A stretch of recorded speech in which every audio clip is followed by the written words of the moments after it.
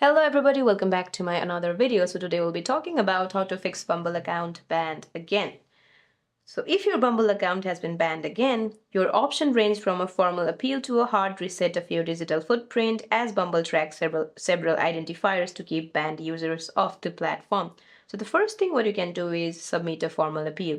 If you believe that the ban was a mistake or caused by false reports, your first step should be an official appeal. Use the Bumble support request form and select report technical issue or other to explain your situation. Now, for the EU users, if you are in the EU, you have a specific right to appeal under the Digital Services Act within 6 months of the ban. Now, reach out to Bumble support on Twitter or DM them on Instagram because some users report faster resolutions through these public facing channels. You can also contact support at team.bumble.com directly with your registered email and phone number.